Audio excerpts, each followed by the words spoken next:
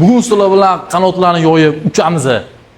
Birinchi mashqimizda qanotni yoraveradigan bu turnik hisoblanadi. Har doim qanot ushlashdan oldin turnik boshlaylik. Turnik nimaga degani? Qanotni eng chiroyli qilib turib o'stiradigan mashq hisoblanadi. 10 tadan 4 ta podxod ishlaymiz. Ikkinchi mashqimizda Tsagov Hammer bo'ladi. Bu qanotimizning eng tiy qismiga aksent beradi, ya'ni shirachashiga. Bunda vesimizni har bitta podxod og'ir ves olib 10 tadan 4 ta podxod ishlaymiz. Uchinchi mashqimizda hammamiz bilgan lotka trenajyorida bo'ladi. Yaxshilab ushlayotgan xvatimga ahamiyat beringlar, eng tiy qismidan ushlaymiz va har bitta podxod ves qo'shib boraveramiz. 10 tadan 4 ta podxod ishlaymiz.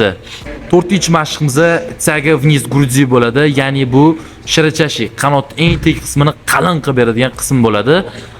Texnikasiga ahamiyat beringlar, ustki ushlagan xvatda 12 dan 4 ta podxod bajaramiz. Va so'nggi mashqimizda pullover bo'ladi, crossoverda tekis shtangani olamiz, kichkinasini. Ko'rayotgan texnikalarda 7 tadan 4 ta podxod ishlaymiz. Bunda og'ir ves shart emas.